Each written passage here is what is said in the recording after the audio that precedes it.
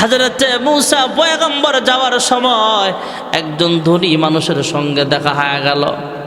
ধনী মানুষটা ডাক দিয়া কয়, হ্যাঁ মূসা পয়গম্বর, আপনি আমার ব্যাপারে আল্লাহর কাছে একটু জিজ্ঞেস করেন, আমার হয়ে আমার পক্ষ থেকে আপনি আল্লাহর কাছে প্রশ্ন করবেন, আল্লাহ কোন আমল করলে আমার সম্পদ আস্তে আস্তে কমায়া দিবে। আমার সম্পদ বেশি হওয়ার কারণে পর্যাপ্ত পরিমাণের ইবাদত করতে পারি না। যেই সময়টা আমি ব্যবসায় কাজে লাগাই, যেই সময়টা আমি দুনিয়ার সম্পদের পিছনে কাজে লাগাই, এই সময়টাও আমি আল্লাহর ইবাদতে মশগুল থাকতে চাই। এমন কোন আমল আছে কিনা যে আমল করলে আমার সম্পদ আল্লাহ তাআলা আস্তে আস্তে কমায় দিবে?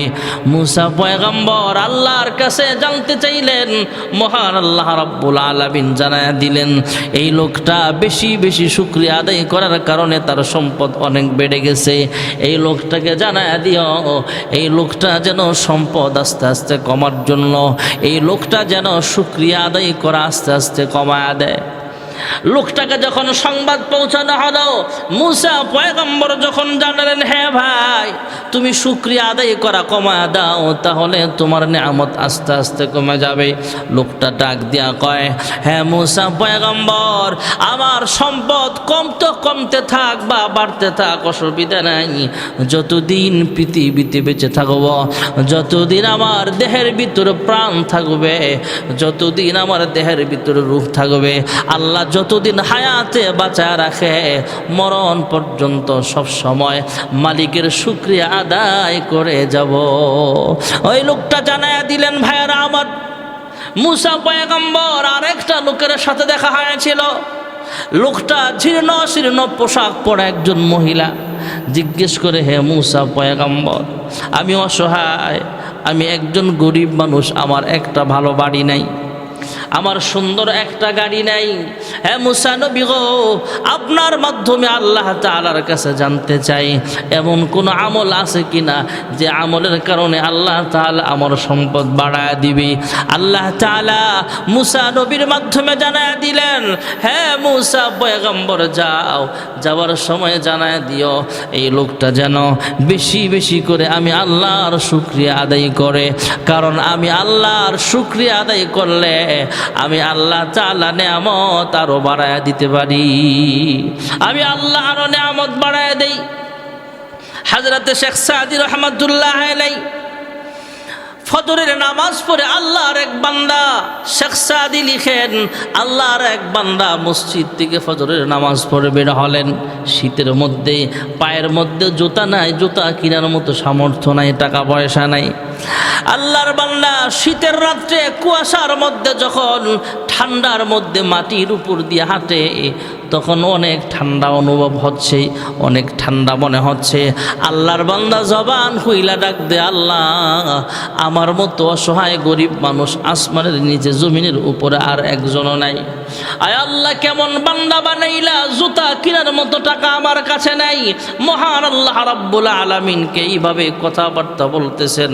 আল্লাহকে জবান লড়ায় লড়ায় বলে, আয় আল্লাহ আমার মতো গরিব অসহায় মানুষ মনে হয় আসমানের নিচে জমিনের উপরে আর একজনও নাই। এই লোকটা চলতে চলতে চলতে চলতে হঠাৎ 3 রাস্তার মোড়ে একটা মুরব্বীর সাথে দেখা হয়ে গেল। যে মুরব্বীর জুতা থাকবে দূরের কথা, হাতের উপরে ভর দিয়া দিয়া চলতে হয়। 2টা পা নাই, পা বিহীন মানুষ এখনো আমাদের জমিনে আছে ভাইয়েরা আমার। এই লোকটার তো 2টা পাও নাই, জুতা বানাইছে রাটা কোম্পানি আর বাটা কোম্পানি, পা বানাইছে আমার আল্লাহ। সাজদায় পড়ে কানলে, হে মালিক, হে পরওয়ারদিগার আলম, ওগো আল্লাহ, আমি ভেবেছিলাম আমার চাইতে অসহায় মানুষ জমিনে আর একজনও নাই। আমি ভেবেছিলাম আমার মতো গরিব অসহায় মনে হয় জমিনের ভিতরে আর একজনও নাই।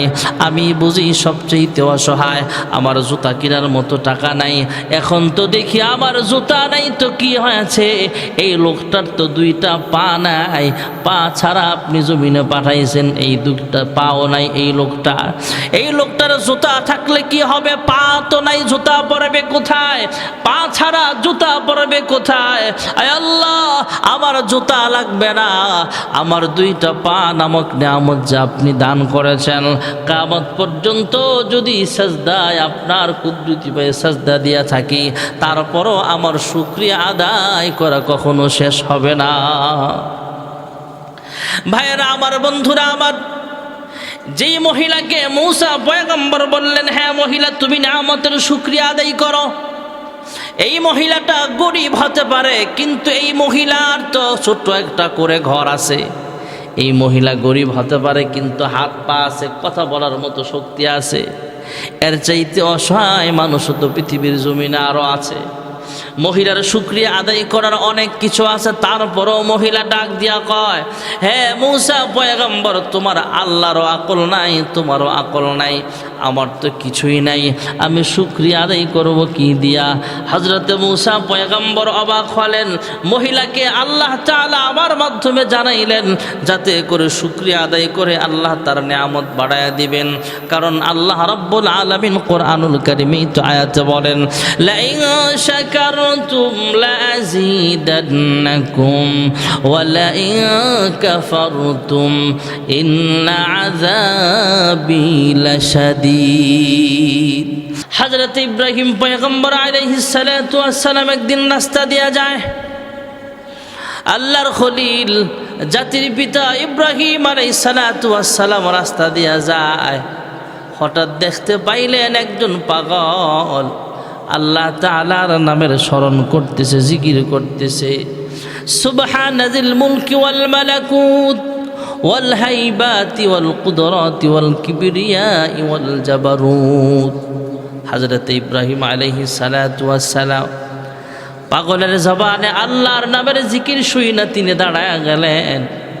আল্লাহর নামের জিকিরটা কিছুক্ষণ শুনতে পাইলেন। কারণ আল্লাহওয়ালারা, ইমানদার যারা আছে, ইমানদারদের মনের ভিতরে আল্লাহর মোহাব্বত বেশি আছে। ওয়াল্লাযীনা আমানু আশাদ্দু হুব্বাল লিল্লাহ। হযরত ইব্রাহিম খলিল আলাইহিস সালাতু ওয়াস সালাম তিনি তো আল্লাহর পয়গম্বর, জাতির পিতা ইব্রাহিম আলাইহিস সালাতু ওয়াস সালাম তিনি পাগলের জবান থেকে আল্লাহর নামের জিকির শুই না থমকে দাঁড়ালেন।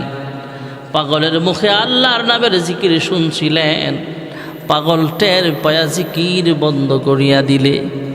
ইব্রাহিম পয়গম্বর জানতে চাইলেন, হ্যাঁ পাগল, তুমি হঠাৎ মালিকের নামের জিকির থামায়া দিলা কেন? পাগল ডাক দিয়া কয়, এই মুহূর্তে যদি আমি জিকির করতে চাই আর আমার জবান দিয়া আল্লাহর নামের জিকির শুনতে চাও, তাহলে আমাকে কিছু দেওয়া লাগবে, ফিরি শোনা যাবে না, কিছু সম্পদ আমার নামে ওয়াকফ করিয়া দাও।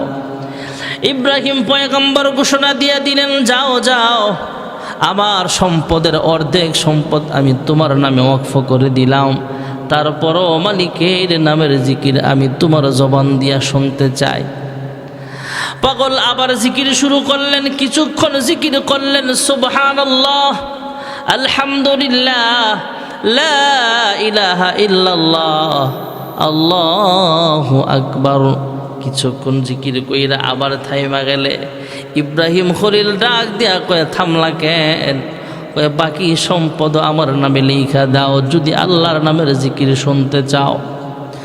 ইব্রাহিম খলিল আলাইহিস সালাম ডাক দিয়া কয়ে, পাগল, মালিকের নামের জিকির শোনার জন্য আমার সব সম্পদ তোমার নামে ওয়াকফ করে দিলাম, তারপরও আল্লাহর নামের জিকিরটা তুমি একটু আমারে শোনায়া যাও। পাগল ডাক দেয়া কয়, হ্যাঁ ইব্রাহিম খলিল, আমি দুনিয়ার কোনো মানুষ নই, আমি হলাম আসমানের একজন রহমতের ফিরিস্তা। ফিরিস্তারা আল্লাহর কাছে অনুমতি নিয়ে আমাকে পাঠাইছেন আপনাকে পরীক্ষা করার জন্য। হ্যাঁ ইব্রাহিম খলিল, আপনি পরীক্ষায় পাস, আপনার পরীক্ষা ইন্টারভিউতে আপনি পাস করলেন, আপনি আসলেই সম্পদ নয়, আল্লাহকে সব চাইতে বেশি ভালোবাসেন। কুল ইন্না সালাতি ওয়া নুসুকি ওয়া মাহইয়ায়া ওয়া মামাতি লিল্লাহি রাব্বিল আলামিন।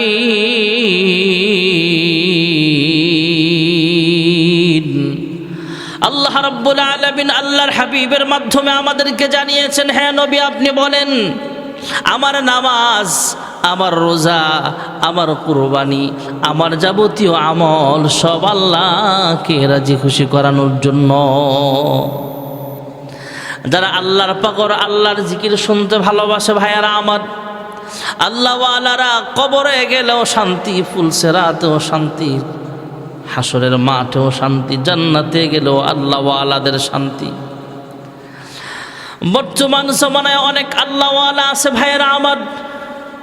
আগেরকার যুগের মানুষ আমাদের চাইতে অনেক সরল ছিল। আগেরকার জমানায় মোবাইল আবিষ্কার হয় নাই, ক্যামেরা আবিষ্কার হয় নাই। আমাদের চাইতে ওই যুগের মানুষগুলো অনেকাংশেই ভালো ছিল ভাইয়েরা আমার। আমরা তো অনেক সময় মোবাইল ব্যবহার করতে করতে রাত পার করে দেই, ঘন্টার পর ঘন্টা মোবাইলে আমরা সময় কাটায় দেই। আর আগেরকার বুজুর্গরা, আজকেরকার আল্লাহওয়ালারা সব সময় আল্লাহর নামের জিকির করত। এই জন্য বড় মাপের আল্লাহওয়ালাদেরকে আমরা স্মরণ করি। এর মধ্যে একজন বড় বুজুর্গ ছিলেন হযরত আব্দুল কাদের জিলানী রহমাতুল্লাহ আলাইহি, যিনাকে আমরা বড় পীর আব্দুল কাদের জিলানী বললে আমরা সবাই ভালো করে চিনতে সহজ হয়। বড় পীর আব্দুল কাদের জিলানী রহমাতুল্লাহ আলাইহিকে কবরে দাফন করা হলো। অনেক দিন পর ওনার একজন ভক্ত ওনার কবর দেখতে গেছে, ওই এলাকায় কোনো কাজে গেছে। আব্দুল কাদের জিলানীর কবরের সামনে গেছে, যে উনি মুরাকাবায় বসলেন অথবা ঘুমায় রইলেন, কিছু আমল করলেন, এমন আমল যাতে আব্দুল কাদের জিলানীর সাথে স্বপ্ন যুগে ওনার সাক্ষাৎ হয়ে যায়। আল্লাহর বান্দা ঘুমায় রইলেন, স্বপ্ন যুগে আব্দুল কাদের জিলানীর সঙ্গে দেখা হয়ে গেল। হযরতে বড় পীর আব্দুল কাদের জিলানী রহমাতুল্লাহ আলাইহির সাথে কথাবার্তার এক ফাঁকে জিজ্ঞেস করলেন, ওগো আব্দুল কাদের জিলানী, আপনি তো কবরের দেশে চলে গেলেন, পরপারে চলে গেলেন, তবে আপনার কাছে আমি জানতে চাই, কবরের মধ্যে ফেরেশতাদের সাথে আপনার কেমন আচরণ হলো? ফেরেশতারা আপনার সাথে কেমন আচরণ করেছে, কেমন ব্যবহার করেছে? আব্দুল কাদের জিলানী রহমাতুল্লাহ আলাইহি জানায়া দিলেন, শোনো, ফেরেশতারা যখন কবরের মধ্যে আমাকে প্রশ্ন করার জন্য আসলো, ফেরেশতারা আয়েশা প্রশ্ন করে, মার রব্বুকা ওয়া মা দীনুকা ওয়া মান হাযার রাজুলু আল্লাযী বুইসা ফীকুম, প্রশ্ন করার জন্য ফেরেশতারা আসছে। আমি উল্টা ফেরেশতাদেরকে জিজ্ঞেস করলাম, হ্যাঁ ফেরেশতারা রে, তোমরা তো ভালো, তোমাদের ফেরেশতাদের স্বভাব তো ভালো, ফেরেশতাদের আখলাক তো বড় ভালো, তবে তোমরা আমার একটা প্রশ্নের জবাব দাও, যখন কবরে আসলা, আসার পরে আমার সাথে সালাম বিনিময় করলা না কেন? সালাম দিলা না, মুসাফা করলা না, ভালো মন্দ জিজ্ঞাসাও করলে না। সব জিজ্ঞেস করার পরে না তোমরা আমার কাছে 3টা প্রশ্ন করতে পারবা, তবে অসুবিধা নাই, তোমাদের প্রশ্নের জবাব দিব আমরা, অসুবিধা নাই, তবে তোমরা কেন আমাকে সালাম দিলা না, বেয়াদবি করলা কেন, সেই জবাবটা আগে দাও। মুনকার নাকির 2 ফেরেশতা অবাক হয়ে রইলেন, কি ব্যাপার? আল্লাহর এমন কোন বান্দা কবরে আসছে যেই বান্দা আমাদেরকে, ফেরেশতাদেরকে এইভাবে আমাদেরকে উল্টা প্রশ্ন করে? আব্দুল কাদের জিলানী স্বপ্ন যোগে ওনার ভক্তকে জানায় দিলেন, শোনো, তখন আমি ফেরেশতাদেরকে বললাম, তোমরা এমন বেয়াদবিমূলক আচরণ কেন আমার সাথে করলা? তোমরা কেন আমাকে সালাম দিলা না? এক পর্যায়ে ফেরেশতারা শর্মিন্দা হয়ে গেলেন, শর্মিন্দা হলেন, ক্ষমা চাইলেন। অনেকক্ষণ পরে হযরত আব্দুল কাদের জিলানী জিজ্ঞেস করলেন, হ্যাঁ ফেরেশতারা শোনো, তোমরা আমার একটা মৌলিক প্রশ্নের জবাব আগে দাও, প্রশ্নের জবাব দেওয়ার পরে তারপরে তোমরা এখান থেকে আল্লাহর কাছে যাও, অসুবিধা নেই, এরপরে তোমাদের প্রশ্নের জবাবটাও তোমরা নিয়ে যাও। হ্যাঁ ফেরেশতারা, আমার কথা হলো, মহান আল্লাহ রাব্বুল আলামিন যখন আদম সৃষ্টি করবেন, আদম সৃষ্টি করার আগে আল্লাহ রাব্বুল আলামিন ফেরেশতাদের কাছে উপস্থাপন করেছিলেন, ওয়াইযা ক্বালা রাব্বুকা লিল মালাইকাতি ইন্নী জাইলুন ফিল আরদি খলিফা قالوا أتجعل فيها من يفسد فيها ويسفك الدماء ونحن نسبح بحمدك ونقدس لك قال إني أعلم ما لا تعلمون হ্যাঁ ফেরেশতারা, তোমাদেরকে আল্লাহ রাব্বুল আলামিন তোমাদের সামনে উপস্থাপন যখন করলেন, উপস্থাপন করার পরে তোমরা ফেরেশতারা সেদিন যা যা জবাব দিয়েছিলা, এই জবাবগুলো কেন তোমরা দিয়েছিলা? তোমরা বলেছিলা মানুষ সৃষ্টি করার কোনো দরকার নাই, আমরা ফেরেশতারাই তো আপনার জন্য যথেষ্ট, আপনার তাসবিহ তাহলিল পাঠ করার জন্য আমরা ফেরেশতারাই তো যথেষ্ট। হ্যাঁ ফেরেশতারা, তোমরা এই কথাগুলো কেন বলেছিলা? আগে জবাব দাও। ফেরেশতারা এক পর্যায়ে শর্মিন্দা হয়ে বলে, হ্যাঁ আল্লাহর বান্দা, আমরা এই দুইজন ফেরেশতাই তো শুধু এইভাবে আল্লাহর সামনে কথাগুলো বলেছি এমন নয়, তবে আমাদের সব ফেরেশতারাই তো সেদিন আল্লাহর সামনে ছিল। তবে আপনার এই প্রশ্নের জবাব আমরা দুইজন দিতে পারবো না, তবে আমরা যদি আপনার প্রশ্নের জবাব দিতে চাই তাহলে আমাদেরকে আল্লাহর কাছে যাওয়া লাগবে, ফেরেশতাদের সাথে পরামর্শ করা লাগবে, ফেরেশতাদের সাথে পরামর্শ কইরা তারপরে আপনাদের জবাব আমার দেওয়া লাগবে। এবার ফেরেশতাদের প্রশ্নের জবাব দেওয়ার জন্য মুনকার নাকির ফেরেশতার দুইজনের মধ্যে একজন আল্লাহর ঘরে চলে গেলেন, আল্লাহর কাছে চলে গেলেন, আরশে আজিমে গেলেন, আসমানের অন্য অন্য ফেরেশতাদের সাথে পরামর্শ করলেন। কি ব্যাপার?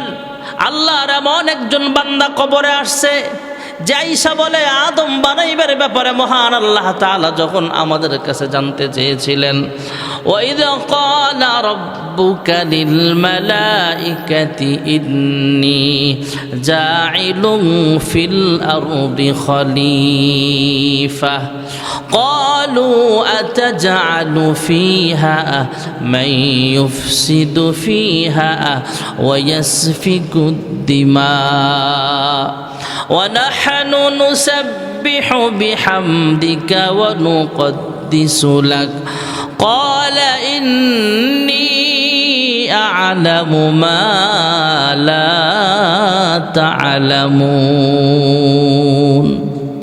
আল্লাহ তো আদম বানাইলেন ঠিক আছে, তবে আমরা যা বলেছিলাম এটা আমাদের অন্যায় হয়ে গিয়েছিল। এখন আল্লাহর এক বান্দা কবর থেকে আমাদেরকে উল্টা যারা করতেছে, প্রশ্ন করতেছে কি করা যায়। তখন ফেরেশতারা আল্লাহর মুতাওয়াজ্জহ হলেন, আল্লাহ তাআলার কাছে জানতে চাইলে আল্লাহ রাব্বুল আলামিন কুদরতি আওয়াজ দিয়ে জানায়া দিলেন, ফেরেশতারা রে, তোমরা উল্টা পাল্টা কোনো আচরণ করার দরকার নাই। আমার যেই বান্দা কবরে তোমাদেরকে এই প্রশ্নগুলো করছে এর কাছে তোমরা দুইজন চলে যাও, যাই এর কাছে আগে ক্ষমা চাও।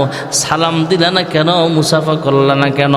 সালাম বিনিময় না কইরা এইভাবে কবরের মধ্যে তোমরা প্রশ্ন করতে গেলা কেন? ভাইয়েরা আমার, বন্ধুরা আমার, কবরের ভিতরে এই ঘটনাগুলো ঘটেছে। যা যা ঘটেছিল স্বপ্ন যুগে আল্লাহর এক বান্দা আব্দুল কাদের জিলানীর কাছাকাছি মুরিদ যিনি স্বপ্নে দেখতেছেন, ওনার কাছে সব কিছু বিস্তারিত বললেন। উনিও আশ্চর্য হয়ে গেলেন। ওনার জীবনীতে এইভাবেই লেখা হয়েছে ভাইয়েরা আমার, আব্দুল কাদের জিলানী রহমাতুল্লাহ আলাইহি তিনিও আল্লাহওয়ালা এমনি এমনি হয় নাই। আল্লাহওয়ালা হওয়ার পিছনে বড় কারণ হলো সব সময় আল্লাহর পথে চলা, রাসূলের সুন্নাত তরিকায় আমাদের চলা লাগবে। আল্লাহওয়ালা হতে গেলে আল্লাহর জিকির সব সময় জবানে থাকা চাই ভাইয়েরা আমার। এক নম্বরের জিকির হলো লা ইলাহা ইল্লাল্লাহ, আফদলুল যিকরি লা ইলাহা ইল্লাল্লাহ ওয়া আফদলুদ দুআই আলহামদুলিল্লাহ। أو كما قال النبي عليه الصلاة والسلام। আল্লাহর হাবিব রাহমাতুল্লিল আলামিন বলেন, হ্যাঁ উম্মত, পৃথিবীর সবচেয়ে দামি দোয়া হলো আলহামদুলিল্লাহ, আর পৃথিবীর সবচেয়ে দামি জিকির হলো লা ইলাহা ইল্লাল্লাহ। হযরত আদম পয়গম্বর মানুষের ময়দানে দাওয়াত দিয়েছেন, কুলু লা ইলাহা ইল্লাল্লাহ। হযরত ইব্রাহিম পয়গম্বর আলাইহিস সালাম মানুষের ময়দানে দাওয়াত দিয়েছেন, কুলু লা ইলাহা ইল্লাল্লাহ। হযরত মূসা পয়গম্বর আলাইহিস সালাম মানুষের ময়দানে দাওয়াত দিয়েছেন, কুলু লা ইলাহা ইল্লাল্লাহ। হযরত ঈসা পয়গম্বর আলাইহিস সালাম মানুষের ময়দানে দাওয়াত দিয়েছেন, কুলু লা ইলাহা ইল্লাল্লাহ। আমার আপনার নবী, বিশ্ব নবী রাহমাতুল লিল আলামিন, তিনিও মানুষের ময়দানে দাওয়াত দিয়েছেন, মান ক্বালা লা ইলাহা ইল্লাল্লাহ দাখালাল জান্নাহ। সমস্ত নবীরা লা ইলাহা ইল্লাল্লাহর পথে দাওয়াত দিয়েছেন। আর আল্লাহর পথে যারা দাওয়াত দিবে এদের কাজটাই হলো সবচাইতে ভালো কাজ। এর চাইতে ভালো কোনো কথা হতে পারে না, এর চাইতে ভালো কোনো কাজ হতে পারে না। হযরতে মূসা আলাইহিস সালামও দাওয়াত দিয়েছেন, আল্লাহর হাবিবও দাওয়াত দিয়েছেন, সমস্ত নবীরা আল্লাহর পথে মানুষকে দাওয়াত দিয়েছেন। আর আল্লাহর পথে দাওয়াত দেওয়া এটা সবচাইতে ভালো কাজ, সবচাইতে ভালো কথা। মহান আল্লাহ রাব্বুল আলামিন কোরআনুল কারীমে এক আয়াতে বলেন, ومن أحسن قولا ممن دعا إلى الله وعمل صالحا وقال إنني من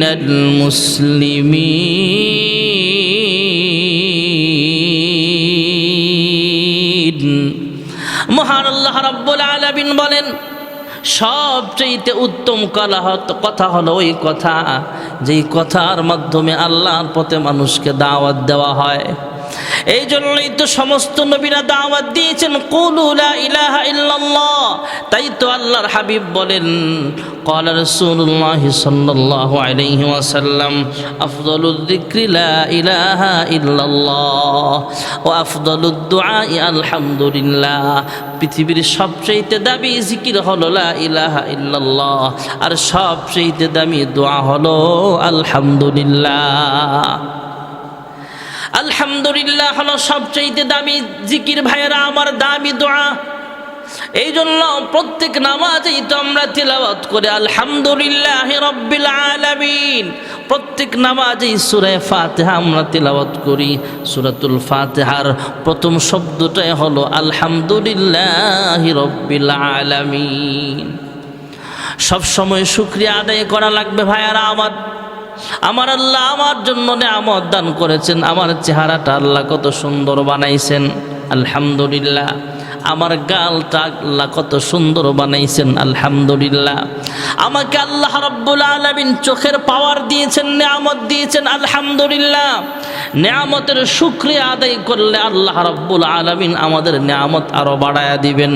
মহান আল্লাহ রাব্বুল আলামিন কোরআনুল কারীমের এক আয়াতে বলেন, লা ইন শাকারতুম লা আযীদান্নাকুম ওয়া লা ইন কাফারতুম ইন্না আযাবি লাশাদীদ। আমরা যদি নিয়ামতের শুকরিয়া আদায় করি তাহলে আল্লাহ রাব্বুল আলামিন আমাদের নিয়ামত আরো বাড়ায়া দিবেন। যদি নিয়ামতের শুকরিয়া আদায় না করি তাহলে আল্লাহর আযাবের অপেক্ষা করা লাগবে। নিয়ামতের শুকরিয়া আদায় করা লাগবে ভাইয়েরা আমার। শুকরিয়া জানাই আল্লাহ, শুকরিয়া জানাই তোমার, অসহায় বান্দা মোরা বেঁচে আছি তোমার দয়ায়। শুকরিয়া জানাই আল্লাহ, শুকরিয়া জানাই তোমার, অসহায় বান্দা মোরা বেঁচে আছি তোমার দয়ায়। আমার হাতটা আল্লাহ কত সুন্দর করে বানাইছেন। পৃথিবীতে অনেক মানুষ আছে যার দুইটা হাত নাই। আল্লাহ তাআলা যা আমাকে দুইটা হাত নামক নিয়ামত দিয়েছেন তাই শুকরিয়া জানাই আলহামদুলিল্লাহ। পৃথিবীতে অনেক মানুষ আছে যার দুইটা চোখ নাই, চোখের পাওয়ার নাই। আল্লাহ আমাকে দুইটা চোখের নামক নেয়ামত দান করেছেন, চক্ষু দান করেছেন, তাই আলহামদুলিল্লাহ। জমিনে অনেক মানুষ আছে কথা বলতে পারে না, জবান আল্লাহ দেন নাই, নুতখওয়ালা হাইওয়ান ঠিক আছে, কিন্তু আল্লাহ তাকে কথা বলার শক্তি দেয় নাই, বোবা বানায় পাঠাইছেন। এই জন্যে আমরা যারা কথা বলার শক্তি আল্লাহ দান করেছেন, আল্লাহর দরবারে শুকরিয়া আদায় করা। আয় আল্লাহ, আমাকে আপনি কথা বলার মতো বাক শক্তি দান করেছেন, তাই আলহামদুলিল্লাহ। আল্লাহ তাআলা চোখের পাওয়ার দিয়েছেন, আলহামদুলিল্লাহ। পৃথিবীর জমিনে অনেক মানুষ আছে যার দুইটা পা নাই, আল্লাহ আমাকে দুইটা পা দান করেছেন, তাই শুকরিয়া আলহামদুলিল্লাহ। এই জন্যে সব সময় শুকরিয়া আদায় করা, আলহামদুলিল্লাহি রাব্বিল আলামিন। ভাইয়েরা আমার, বন্ধুরা আমার, শুকরিয়া আদায় করা লাগবে। হযরতে মূসা পয়গম্বর আলাইহিস সালাতু ওয়াস সালাম তুর পাহাড়ে দাঁড়ায় দাঁড়ায় মালিকের সাথে ঘন ঘন কথাবার্তা বলতেন। মূসা পয়গম্বর রাস্তা দিয়ে যায়, মালিকের সাথে ঘন ঘন কথা বলবেন। মালিকের সাথে কথা বলার জন্য রওনা হয়ে গেলেন। হযরতে মূসা পয়গম্বর যাওয়ার সময় একজন ধনী মানুষের সঙ্গে দেখা হয়ে গেল। ধনী মানুষটা ডাক দিয়া কয়, হ্যাঁ মূসা পয়গম্বর, আপনি আমার ব্যাপারে আল্লাহর কাছে একটু জিজ্ঞেস করেন, আমার হয়ে আমার পক্ষ থেকে আপনি আল্লাহর কাছে প্রশ্ন করবেন, আল্লাহ কোন আমল করলে আমার সম্পদ আস্তে আস্তে কমায়া দিবে। আমার সম্পদ বেশি হওয়ার কারণে পর্যাপ্ত পরিমাণের ইবাদত করতে পারি না। যেই সময়টা আমি ব্যবসায় কাজে লাগাই, যেই সময়টা আমি দুনিয়ার সম্পদের পিছনে কাজে লাগাই, এই সময়টাও আমি আল্লাহর ইবাদতে মশগুল থাকতে চাই। এমন কোন আমল আছে কিনা যে আমল করলে আমার সম্পদ আল্লাহ তাআলা আস্তে আস্তে কমায় দিবে? মূসা পয়গম্বর আল্লাহর কাছে জানতে চাইলেন। মহান আল্লাহ রাব্বুল আলামিন জানায়া দিলেন, এই লোকটা বেশি বেশি শুকরিয়া আদায় করার কারণে তার সম্পদ অনেক বেড়ে গেছে। এই লোকটাকে জানায়া দিও, এই লোকটা যেন সম্পদ আস্তে আস্তে কমার জন্য এই লোকটা যেন শুকরিয়া আদায় করা আস্তে আস্তে কমায়া দেয়। লোকটাকে যখন সংবাদ পৌঁছানো হলো, মূসা পয়গম্বর যখন জানালেন, হ্যাঁ ভাই, তুমি শুকরিয়া আদায় করা কমায়া দাও, তাহলে তোমার নিয়ামত আস্তে আস্তে কমে যাবে। লোকটা ডাক দিয়া কয়, হ্যাঁ মূসা পয়গম্বর, আমার সম্পদ কমতে থাক বা বাড়তে থাক, অসুবিধা নাই। যতদিন পৃথিবীতে বেঁচে থাকব, যতদিন আমার দেহের ভিতরে প্রাণ থাকবে, যতদিন আমার দেহের ভিতরে রূহ থাকবে, আল্লাহ যতদিন হায়াতে বাঁচায় রাখে, মরণ পর্যন্ত সব সময় মালিকের শুকরিয়া আদায় করে যাব। ওই লোকটা জানায়া দিলেন, ভাইয়ারা আমার, মূসা পয়গম্বর আরেকটা লোকের সাথে দেখা হয়েছিল। লোকটা জীর্ণ শীর্ণ পোশাক পরা একজন মহিলা। জিজ্ঞেস করে, হে মূসা পয়গম্বর, আমি অসহায়, আমি একজন গরিব মানুষ, আমার একটা ভালো বাড়ি নাই, আমার সুন্দর একটা গাড়ি নাই। হ্যাঁ মূসা নবী গো, আপনার মাধ্যমে আল্লাহ তাআলার কাছে জানতে চাই, এমন কোন আমল আছে কিনা যে আমলের কারণে আল্লাহ তাআলা আমার সম্পদ বাড়ায় দিবে?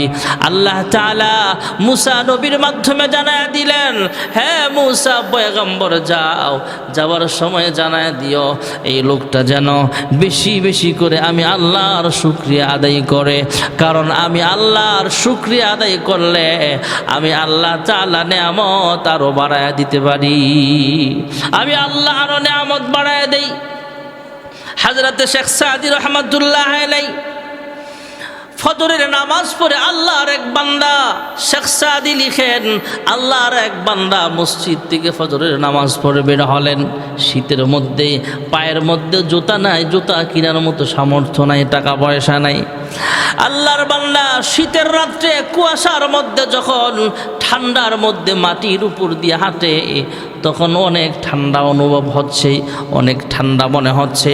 আল্লাহর বান্দা জবান হইলা ডাক দে, আল্লাহ আমার মতো অসহায় গরিব মানুষ আসমানের নিচে জমিনের উপরে আর একজনও নাই। আয় আল্লাহ, কেমন বান্দা বানাইলা, জুতা কেনার মতো টাকা আমার কাছে নাই। মহান আল্লাহ রাব্বুল আলামিনকে এইভাবে কথাবার্তা বলতেছেন। আল্লাহকে জবান লড়ায় লড়ায় বলে, আয় আল্লাহ আমার মতো গরিব অসহায় মানুষ মনে হয় আসমানের নিচে জমিনের উপরে আর একজনও নাই। এই লোকটা চলতে চলতে চলতে চলতে হঠাৎ 3 রাস্তার মোড়ে একটা মুরব্বীর সাথে দেখা হয়ে গেল। যেই মুরব্বীর জুতা থাকবে দূরের কথা, হাতের উপরে ভর দিয়া দিয়া চলতে হয়। 2টা পা নাই, পা বিহীন মানুষ এখনো আমাদের জমিনে আছে ভাইয়েরা আমার। এই লোকটার তো 2টা পাও নাই, জুতা বানাইছে রাটা কোম্পানি আর বাটা কোম্পানি, পা বানাইছে আমার আল্লাহ। সাজদায় পরে কানলে, হে মালিক, হে পরওয়ারদিগার আলম, ওগো আল্লাহ, আমি ভেবেছিলাম আমার চাইতে অসহায় মানুষ জমিনে আর একজনও নাই। আমি ভেবেছিলাম আমার মতো গরিব অসহায় মনে হয় জমিনের ভিতরে আর একজনও নাই। আমি বুঝি সবচেয়ে অসহায়, আমার জুতা কেনার মতো টাকা নাই।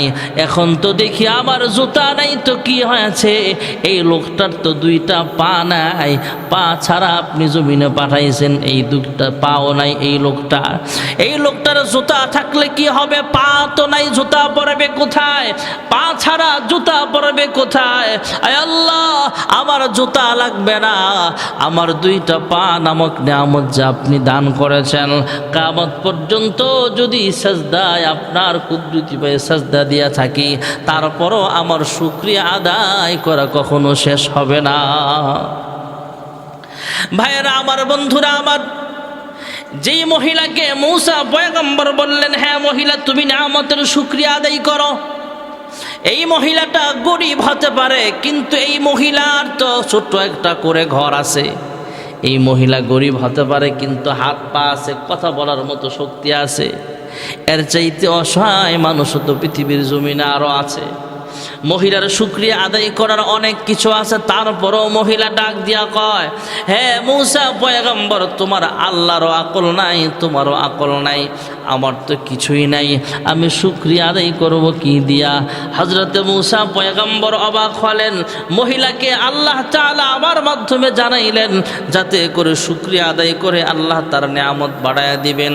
কারণ আল্লাহ রাব্বুল আলামিন কোরআনুল কারীমে তো আয়াতে বলেন, লা ইন শাকারতুম লাযীদান্নাকুম ওয়া লা ইন কাফারতুম ইন্না আযাবি লাশাদীদ। আমি আল্লাহর প্রতি শুকরিয়া আদায় করলে আমি আল্লাহ তাআলা নিয়ামত আরো বাড়ায় দেই। মূসা নবী আশ্চর্য হয়ে রইলেন, কি ব্যাপার, মহিলা তো শুকরিয়া আদায় করলই না, বরং আল্লাহর নাফরমানিতে লিপ্ত হয়ে গেল। ঠিকই আল্লাহর গজব চলে আসছে ভাইয়েরা আমার। আসমান থেকে একটা গাইবি গজব আইসা মহিলার যা নিয়ামতগুলো ছিল এইগুলো ধ্বংস করে দেওয়া হয়েছে। মূসা পয়গম্বরকে আরেকটা লোক বলেছিলেন, হ্যাঁ মূসা পয়গম্বর, আপনার মাধ্যমে আল্লাহ তাআলার কাছে আমি একটা প্রশ্ন করতে চাই, জানতে চাই। কয়, কি জানতে চাও? কয়, আমার 2টা হাত আল্লাহ দেয় নাই, হাতবিহীন মানুষ আমি, আমার 2টা পা নাই, গোস্তের টুকরার মতো আমি পড়ে থাকি, কাজ করে খেতে পারি না, পায়ে দিয়ে হেঁটে যেতে পারি না, মসজিদে যেতে পারি না, বাজারে যেতে পারি না, হাত দিয়ে কোনো কামাই করতে পারি না। হ্যাঁ মূসা পয়গম্বর, আমার হাত নাই, পাও নাই, আল্লাহ আমারে কেন বানাইলেন, কোন কাজে লাগাইবার জন্য বানাইছেন জানতে চাই। আল্লাহ তাআলা জানায় দিলেন, হ্যাঁ মূসা পয়গম্বর, যাওয়ার সময় এই লোকটাকে জানায় দিও, এই লোকটাকে জাহান্নাম আর জান্নাতের মাঝে একটা ছিদ্র ফিল আপ করার জন্য আমি আল্লাহ তাআলা বানাইলাম। এই লোকটা শোনা মাত্র জবানটা খুইলা বলে দিলেন আলহামদুলিল্লাহ। এই লোকটা জবান দিয়ে আল্লাহকে স্মরণ করলেন, আল্লাহকে ডাক দিলেন, আল্লাহ আমাকে জাহান্নামের আগুনে জ্বালাইবা কোনো অসুবিধা নাই, কিন্তু আমার দেহটা এত লম্বা বানায় দিও, এত মোটা তাজা বানায় দিও, আমার একার দ্বারা যাতে জাহান্নামটা ফিল আপ হয়ে যায়। জমিনের কোনো বান্দা বান্দি, তোমার কোনো বান্দা বান্দি যাতে জাহান্নামে যাওয়া না লাগে, আমার একার দ্বারা যাতে জাহান্নামটা ফিল আপ হয়ে যায়। আমার দেহটাকে এত লম্বা বানায় দিও, এত মোটা তাজা বানায় দিও। জিহ্বাটা লড়ায়া লড়ায়া মালিকের দরবারে শুকরিয়া আদায় করলেন, আমাকে তো একটা কাজে লাগাইবার জন্য আল্লাহ বানাইছেন, এই কথাগুলো মহান আল্লাহর কুদরতি অন্তরে বড় মায়া লাগছে। আল্লাহ তাআলা পরবর্তীতে মুসা পয়গম্বরকে জানায়া দিলেন, হ্যাঁ মুসা, যাওয়ার সময় এই লোকটাকে জানায়া দিও আমি আল্লাহ তার জিব্বা লড়ায় লড়ায় আমি আল্লাহর কাছে যখন শুকরিয়া আদায় করেছে, আলহামদুলিল্লাহ বলেছে, আমার কাছে যা যা বলেছে এই কথাগুলো আমি আল্লাহর কাছে পছন্দনীয় হয়ে গেছে। আমি আল্লাহ তার নামটা জাহান্নামের লিস্টি থেকে কেটে দিলাম। আমি আল্লাহ তাকে বিনা হিসাবে জান্নাতের মেহমান আমি আল্লাহ তাকে বানায়া দিলাম। এই জন্য শুকরিয়া আদায় করা লাগবে ভাইয়ারা আমার। আলহামদুলিল্লাহর অনেক দাম। লাইন শাকারতুম লাযীদান্নাকুম ওয়া লাইন কাফারতুম ইন্না আযাবি লাশাদীদ। ভাইয়েরা আমার, আল্লাহওয়ালারা আল্লাহওয়ালা হয়েছে যে আল্লাহর জিকির কইরা লা ইলাহা ইল্লাল্লাহ আলহামদুলিল্লাহ এই দুইটা জিকিরের কথা বললাম। আর অনেক জিকির আছে, আল্লাহু আকবার, লা ইলাহা ইল্লাল্লাহ, আলহামদুলিল্লাহ, সুবহানাল্লাহ, সুবহানাল্লাহি ওয়া বিহামদিহি, সুবহানাল্লাহিল আযীম। এই জিকিরগুলো আমরা বেশি বেশি করব।